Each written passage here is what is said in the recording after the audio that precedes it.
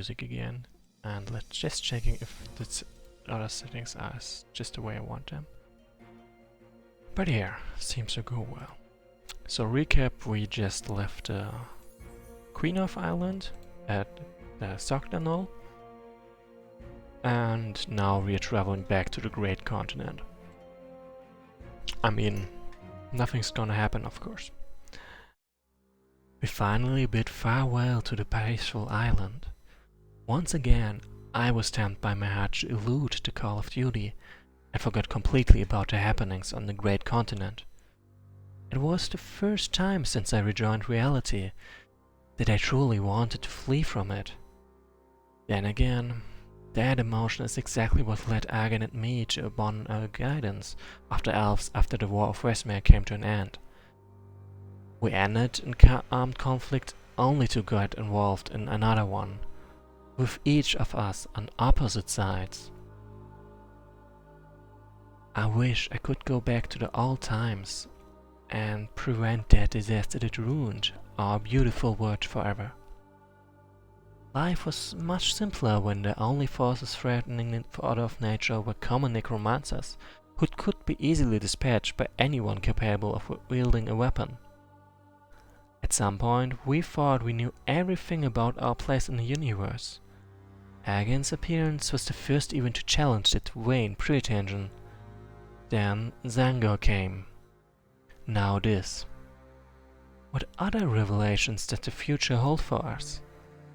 When will my mission to protect Irdia and the inhabitants of its forests be over? Not everything went according to our plans. A storm caught us by surprise and drove us off course. The ship barely withstood long enough to take us ashore, just in time to be greeted by the setting suns and the thick fog enveloping all. Stranded on an unknown land, we found ourselves before a foreboding forest at dusk. Scenario 8. Fear. The fog is so thick I can barely see anything in the distance. It's rather unsettling. Indeed, we should explore this peninsula carefully and stay together. Maybe we can find an abandoned castle or village where we can rest while we plan our next course of action. The air is unusually dense. There's something more about this place I don't like. We may soon find out. So first of all, let's remove this stuff over there. And then I've gotta close my window, otherwise it's gonna disrupt the stream.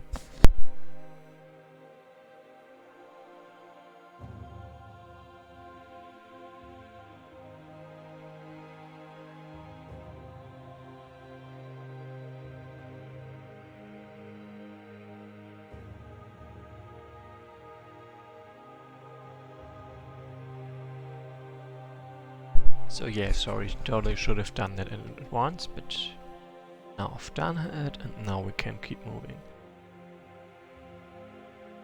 There's a couple of villages I'm gonna take, of course. And yeah, no one inside. But considering that this is a battle scenario, it's not gonna stay like that. That's for sure.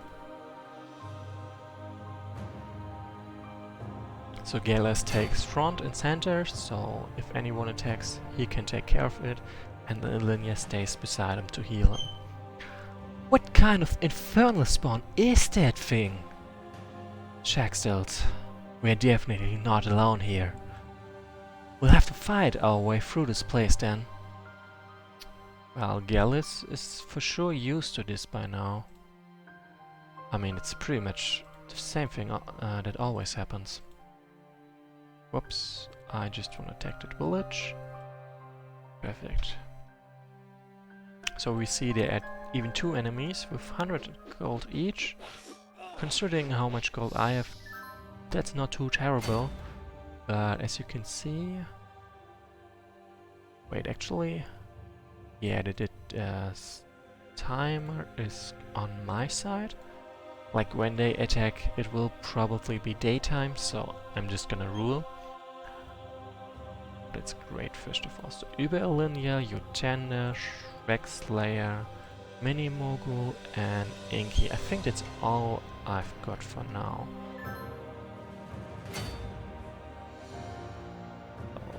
Check out a place. Anyone close? Yeah, I'm not gonna move close to that one, that's for sure. Also this guy... Oh, level 2 units. This is gonna hurt. This is gonna hurt badly. Anyway, I've got forests on my side and a daytime in a moment. Then of course I want to have more units available to me, so... I keep recalling to be precise. Ah, the protector drones are gonna be so annoying. First of all, Überlinie just stops this one from advancing. Jotender and Co are gonna take this place. Like this to be precise. So, oh damn, they've got no penalty for the sand. So this was kind of worthless. I was hoping to lead this one on bad terrain like sand, but they do not really care about sand, so that was not a good move. Then what I can do though is... Okay, so I really want to fight only one of them, like one of those two, not both. I mean, I've got 10% blade. Huh. 6 damage each. But I do not deal enough damage to kill them with Berserk. So let's be safe about it.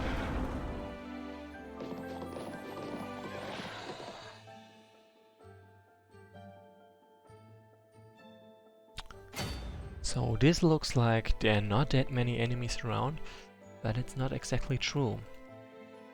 As you can see, there's a group of them over there, and even more so, the blue ones mostly just haven't arrived. Like 9 movement points is a lot, so those guys arrived first. The rest is still coming, just not as fast. Die. My village, those guys are over there, and die. I want to take this place, please, thanks. Hi Utender, you are over there. And since you just arrived, I'm gonna give you that kill.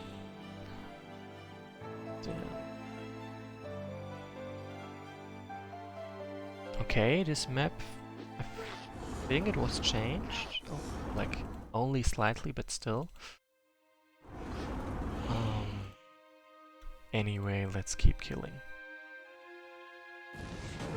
I want to give Horo some XP. Well, because I always start with him there, so it's not a bad investment, I think. So I want to take out as many of the Shaxels as possible for daytime ends. Because, well, right now I deal damage. Later I won't. At least not as much.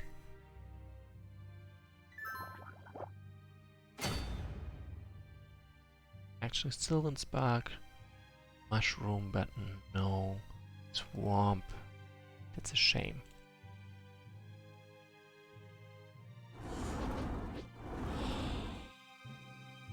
So Überlinie totally can take this, even with this attacking sentry drone. So I can give it a village. Also, Inky is just gonna block them off over there. And Malkesha goes for the blue ones, for the living ones.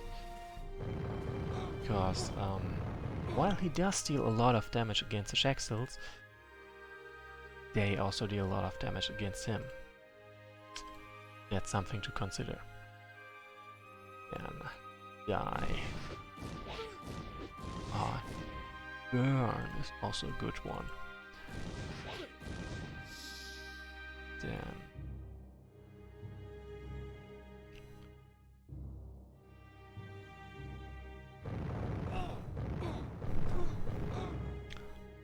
what's also good news, my forest spirits are good at tanking against those guys as well.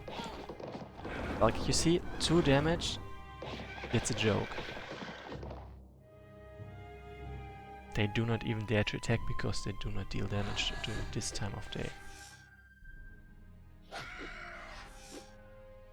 Honestly, not sure why they bother attacking him. They're certainly very hesitant about attacking me. So I might have to help out a bit by, well, bulldozing them. Daytime is running out, and when it's daytime I of course want to destroy as many of them as possible. I actually have to take an aggressive stance against them. Unbelievable. Well, actually very believable, but ever.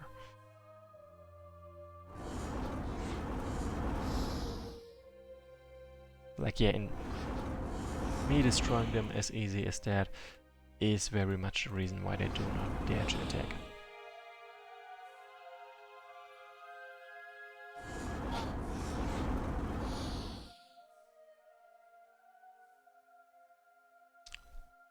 So, first of all, die. Second of all, take that village. Third of all, pretend I'm not here, so anyone attacking runs into me. Okay, that's a shame. I guess I have to finish this one off. Same with this one, so they do not get past me to my other unit. So, it is going quite well actually. Far better than I thought.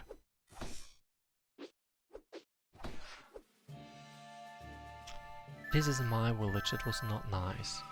But I'm gonna let them keep it for now because daytime is over. So my time of loads of damage is nearing its end. Yeah, destroy this one while I'm at it. This one I can ignore, he's too far from the battle anyway. Hi Cat Begamot. Wait, do you also want a unit?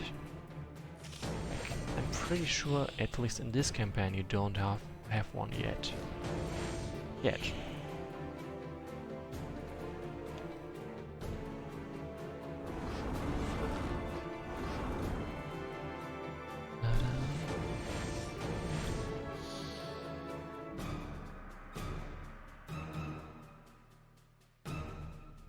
Kinda funny how this scenario is named Fear, and here I'm just wiping them out. But yeah, this is not the reason why it's called the way it is. So there is a point to the name, I'm afraid.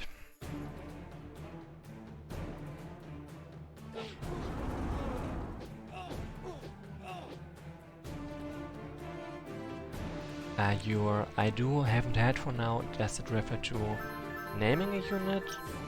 Or what exactly? I'm like, you hear me with a delay, so I sometimes don't know which part of my words you're referring to. You do want, okay. Then let's just see, do I have an unnamed forest spirit? Yeah, I do. Then this is you. Okay, Begamot. There you go. Like we've got Inky, we've got Shrek Slayer 69420, Mini Mogul, Überlinie is not a viewer but just a name, Utender and Cat Begamot. So far. Yeah, no problem. Gonna be great when that unit dies and you're gonna be so sad about it. So yeah, really no problem. I'm gonna ignore that one.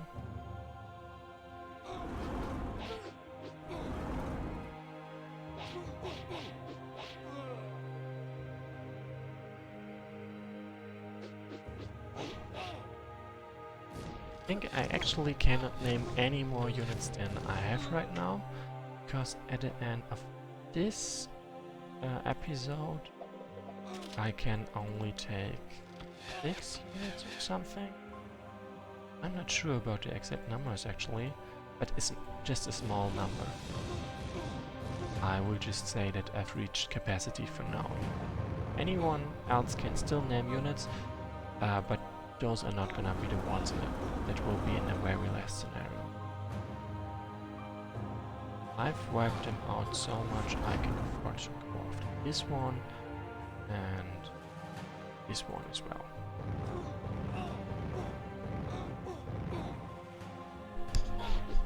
Ouch! Didn't pay attention there. Like, of course it doesn't kill me, but it still hurts a lot.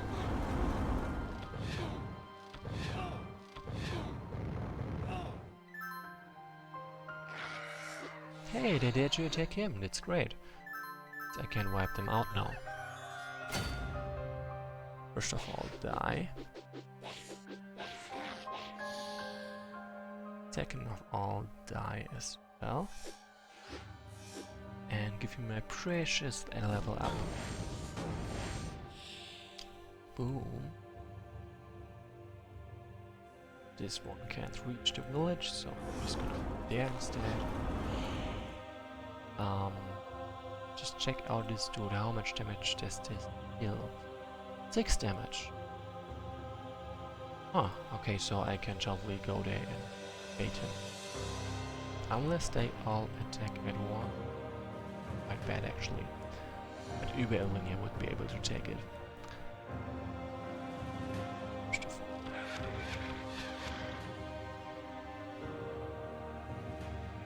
I mean, right now, you can see I'm totally beating them up.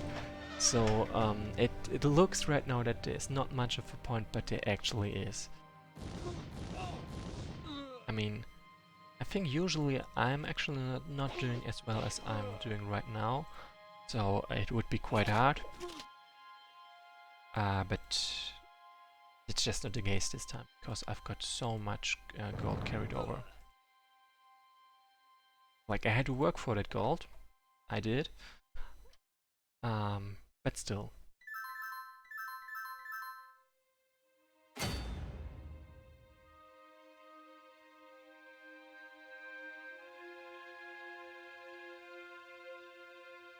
I'm slowly approaching them and making them scared. This won't fix it.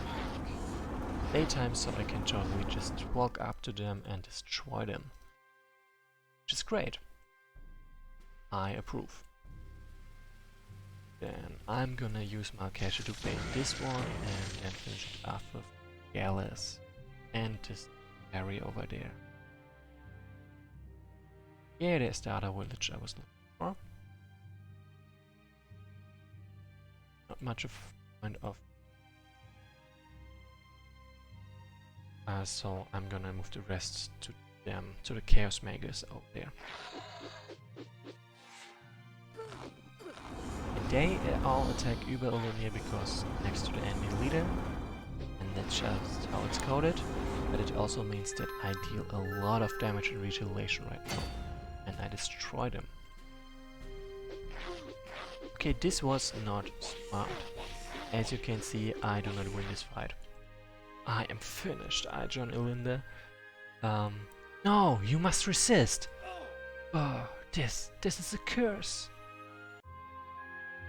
Yep, I also remember how terrible those drones are, but as long as I've got forest spirits with, look at this 50% impact damage reduction, I do not have that problem. So this might be also a part of why I'm doing so well. I can render drones ineffective, completely ineffective. Also, this was still way too close. This one has to die so it doesn't actually pressure.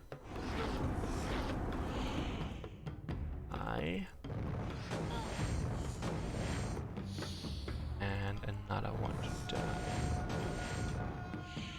Yeah, and I just want to have take that village over there. And finally, I've got positive income. Wait. Also die. Like you can see, I render most damage ineffective. Like if they had some magic kind of damage types, that would hurt, but they don't. So they don't hurt. It's as easy as that. Notes over? Nope. Can totally ignore that place. Yeah, Gallus is not gonna do anything in this scenario anymore. Also die. Yeah, Überlinie sort of gets all items possible, but more importantly, it gets all buffs possible. Like, there are not that many buffs, but they are worth it. Like, so far it got Fearless Trade and 25% increased health and increased resistance as well. Like slightly, like 10% blade, impact and pierce, I think. Actually 10% for every kind of damage type except arcane. Yep, that's right.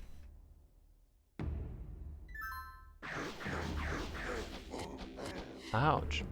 Like you literally can see she's got 68 hit points compared to the usual 52 or actually 49 here. Pretty sure this one. No, 52 seems to be the right number. Whoops. That's okay. Like technically, she does get all the items possible, but most items are not meant to be stacked in this campaign. So there's like a couple of axes that improve damage, which I can't use because I don't have any unit that uses axes. And beyond that, I think there's also a berserk portion, which I probably also can't use because I don't have a unit.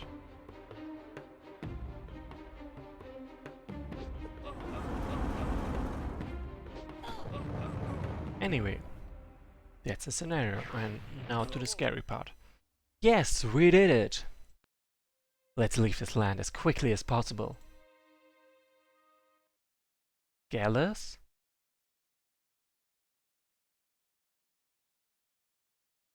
Ilinia?